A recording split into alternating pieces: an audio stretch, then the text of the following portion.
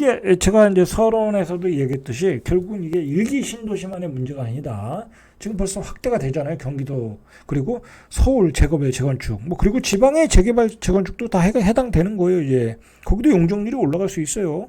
자 그러면 전국적인 문제이기 때문에 이거 급하게 내놓을 정책이 아니라 도시의 역세권의 용적률 5% 주고 그다음에 도심의 용적률 300%를 준다는 건 도심이 밀집해진다는 거거든요. 자 우리가 요즘 코로나 위기라는 게 뭐겠어요. 이게 너무 밀집해서 많은 사람이 살면서 이 전염성이 강해진 것도 문제가 있잖아요.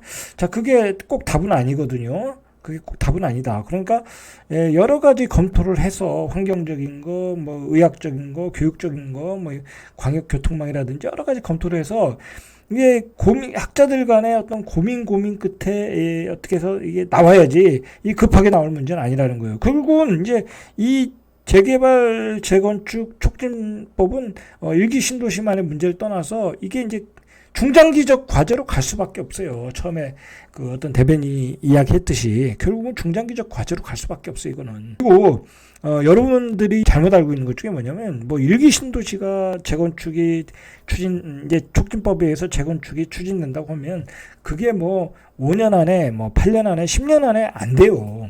물론 이제 추진은 될 수 있는데 그게 여러 가지 사업성과 그리고 주민 동의 여러 가지 거치다 보면 10년이 걸릴지 20년이 걸릴지 30년이 걸릴지 모른다. 통합개발로 재건축을 촉진한다. 자, 그게 요즘 뭐 분당에서도 나오고 신도시에서 나오는 얘기잖아요. 결국은 이제 통합 재건축을 해야 될 거 아니에요. 그죠? 자, 그게 그렇게 추진하는 데가 어디예요? 여의도예요, 여의도.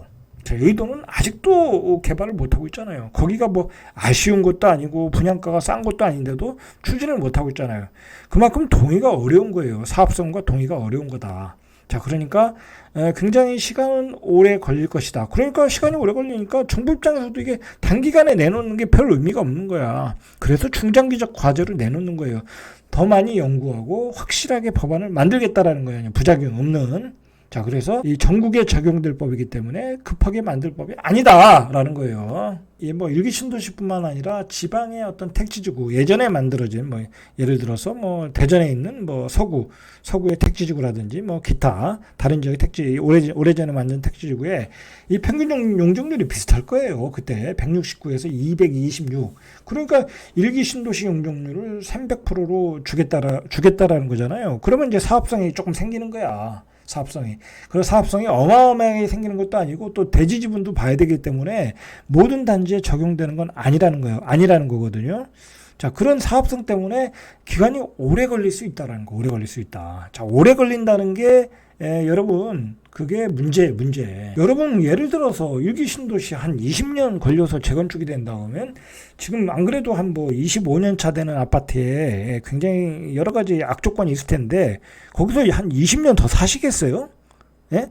아무리 정주 여건이 좋아도 못 살아요. 요즘이 어떤 시대인데 그 지하 주차장도 없고 그다음에 전기차 충전소도 있어야 되고 지금 스마트 시티로 가는 시대에 30년 전에 지은 아파트에 산다는 거는 정말 불필요한 허비가 될 수도 있어요. 지금 신축으로 잘 지은 아파트가 있는데 굳이 뭐 20년 뒤에 새 아파트 들어간다고 내 인생을 거기다 다 허비할 수는 없잖아요. 내가 언제 죽을지도 모르는데. 그렇지 않겠습니까? 차라리 옆에 신도시에 새 아파트 지면 그걸 사지. 그렇다는 거예요. 재건축이 꼭 답은 아니다. 내가 바로 들어갈 수 있는 뭐 3기 신도시라든지 옆에 택지지구에서 짓는 아파트에 가서 사는 거에 오히려 더 좋을 수 있다. 그런데 앞으로 그런 아파트가 미분양이 많이 나는 시대다라는 거예요. 만약에 그런 아파트에 미분양이 안 난다. 막 진짜 잘 팔린다. 뭐 진짜 도저히 분양을 받을 수 없다. 그러면 뭐 재건축을 기다리는 게 의미가 있고 값어치가 있지만은 이제는 그런 시대가 아니라는 거야. 그래서 너무 재개발 재건축에 목숨 걸 필요가 없다. 앞으로는 미분양이 많이 난다. 그리고 재개발 재건축만 하겠다라는 것도 아니잖아요. 그죠? 많은 3기 신도시가 있을 것이고 그리고 GTX 라인이 깔리면은 결국 그 GTX 부근에 역세권 부근에는 새로운 택지주가 새로운 신도시들이 계속 생길 거예요. 그러면 그 신도시가 더 좋을 수도 있다라는 거예요.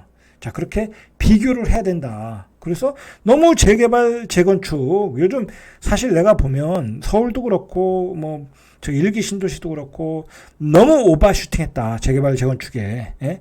아니, 재개발, 재건축이라는 게 내가 분양을 못 받았을 때를 대비해서 좋은 입지 아파트를 미리 산다는 거잖아요. 입주권을. 자, 미리 사는 가격 치고는 너무 비싸고 너무 오래 걸린다고 하면 굳이 그걸 살 필요가 없다. 분양되는 아파트를 사든지, 예? 그리고 분양돼서 2년 뒤에 전매되는 아파트를 사서 그냥 사는 게 낫다라는 거예요. 자, 그런 기준으로 보면 지금 재개발, 재건축은 오바되었고, 오바된 상황에서 또 특별법이라는 게 대선 공약으로 나오면서 일기 신도시는 더 오바되었다라는 거예요. 버블이 끼고 있다라는 거예요. 버블이. 여러분, 그 부동산 선동가들에 의해서 그런 선동에 속지 마셔야 돼. GTX 라인에 있는 아파트 가격이 지금 거품이 빠지는 걸 보고 있잖아요. 똑같다라는 거야. 재개발, 재건축도 별거 아니다라는 거야. 별거 아니다. 왜냐면 그 대체제가 있는데, 예? 바로 들어갈 수 있는 아파트 사면 되잖아요. 자, 그리고 뭐 이걸 제가 다 이야기할 필요는 없을 것 같고, 자, 지금 뭐 일산 동구와 분당구 아파트 가격은 이렇게 가격이 오르고 있어요. 자, 그런데 서울과 경기도 평균 집값은 이렇게 0.03%, 0.13% 떨어지고 있어요. 그러니까 일기 신도시가 강남만 오르고 다른 지역은 폭락하고 있어요. 지금 폭락. 2억, 3억씩 폭락하고 있잖아요. 뭐 동탄, 송도, 그런 핵심 지역들 다 폭락하고 있다. 자, 우리가 이걸 어떻게 받아들일 거냐 이거야. 뭐 그런 떨어지는 지역이 나쁜 지역도 아니에요. 새 아파트의 2기 신도시야. 1기보다도 더 새 아파트야. 자, 그런 지역은 폭락하고 재건축 아파트는 올라가고 있다.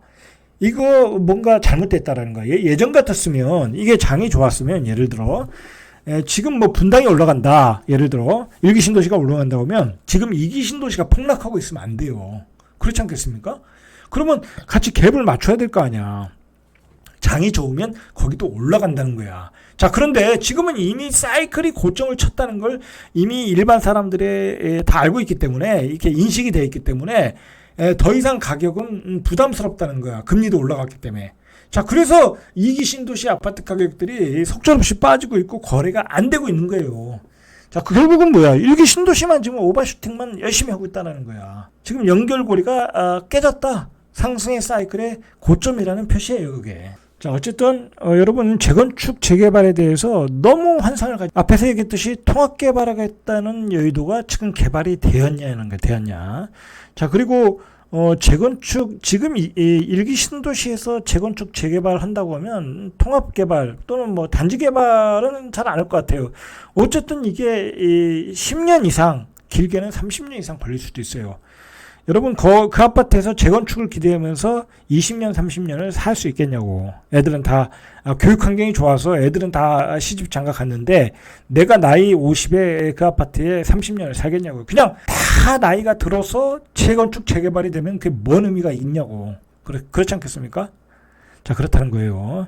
자, 그런 의미에서, 일단 시간의 가치로 볼 때는 그 가격이 너무 오버슈팅, 인수위 발표에 너무 무게감을 실 필요가 없다. 이 사람들의 발표는 구속력이 없어요. 구속력이 있는 것은 그 정책을 실행하는 장관들, 내각에 달려 있다라는 거. 근데 그 내각은 그냥 가만히 있잖아요. 그리고 재건축 속도 완화, 집값을 잡아야 된다라는 게 국토부 장관과 국무총리, 부총리의 생각들이잖아요. 그 언론에 나오는 인터뷰 내용을 보면 그 사람들은 그런 얘기를 하고 있고, 인수위는 그냥 그 선거의 표심을 위해서 빨리 하겠다라고 정치인의 수사로 이야기하고 있다. 그렇게 보셔야 돼. 제가 이 얘기하는 것은 이런 그 발표에 너무 기대도 하지 말고, 또 기가 얇아서 덜럭 고점에 집값을 잡지 말라는 얘기예요. 예? 그리고 어차피 앞에서도 얘기했듯이 이건 전국적으로 확대될 법이다라고 생각하셔야 돼요. 자, 정리하면은 이제 결국은 윤석열 정부에서 핵심적으로 갖는 부동산 정책은 공급이라는 거야. 딱 이번에 봐도 약간 무리수를 둬도 정책을 어쨌든 발표한다는 것은 공급에 대한 의지거든요. 집값이 조금 들썩거려도 공급은 추진하겠다는 거. 이건 이제 과거의 좌파하고는 틀린 거예요. 자, 공급은 도심과 신도시의 어떤 재생, 그리고 도심과 어떤 택지지구의 도심과 신도시의 재생, 그리고 새로운 신도시를 통한 공급, 쌍방향으로 가겠다라는 거예요. 자, 그런데 이게 우리가 아무리 인구가 감소하는 시대라고 해도 다 그 수요를 감당할 수가 없거든요. 그러니까 두 가지가 다 병행해가면서 갈 거예요. 자, 그런데 어디가 정주 조건이 좋나는 그 입지마다 다 틀리겠죠. 어쨌든 양쪽에서 활발한 진행으로 집값을 잡겠다라는 게 어떤 윤석열 정부의 어떤 그 정책이다. 핵심 정책이다. 그렇게 보셔야 돼요. 어쨌든 그 좌파 정부가 부동산 정책에서 실패했었던 원인이 뭐냐면 우리가 GDP가 올라갔잖아요. 이 국민소득이 올라갔잖아요. 그럼 생활 수준이 높아졌단 말이에요. 그러면 굉장히 높아지는 양질의 아파트를 원해요. 그리고 좋은 입지의 양질의 아파트를 원한단 말이에요. 그런데 그걸 때맞춰 공급하지 못했기 때문에 좌파 정부의 부동산 정책이 실패한 거예요.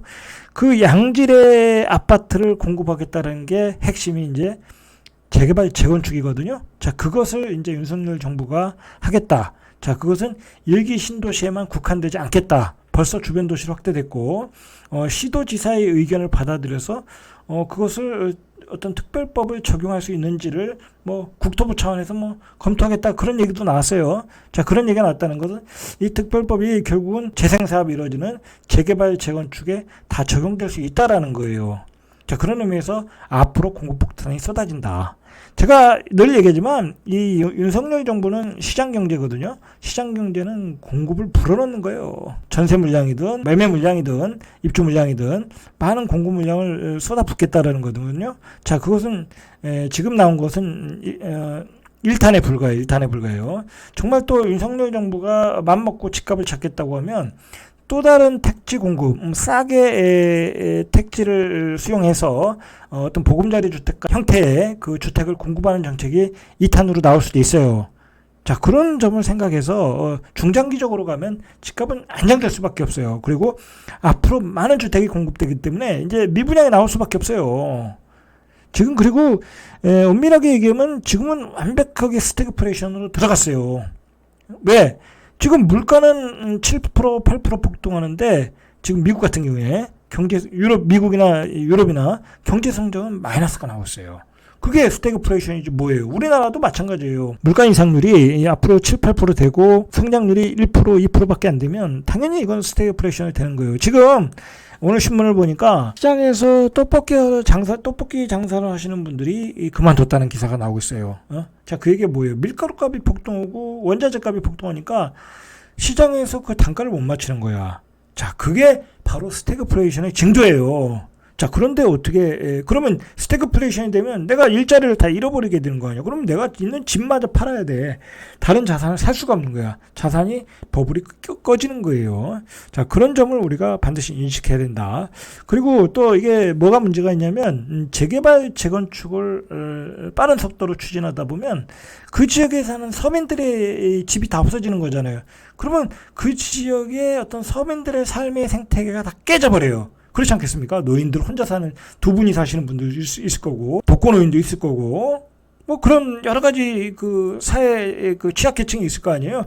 그분들이 그 아파트에 입주를 못하고 결국 도심에서 쫓겨나는 그런 어떤 삶의 생태계가 깨진다. 좌파 정부가 걱정을 해가지고 재개발 재건축을 추진을 못했던 거 아니에요? 자, 그분들이 이렇게 도심에서 재개발 재건축되면 밖으로 나가야 되잖아요. 결국 밖으로 나가면 또 살 수가 없어요. 일자리하고 멀어지니까. 자, 그런 문제도 지금 국민의힘에서는 짚고 넘어가야 된다. 그리고 보완해야 된다라고 저는 생각을 해요. 자, 이상 절대값 TV의 명품 PD 한 PD였습니다.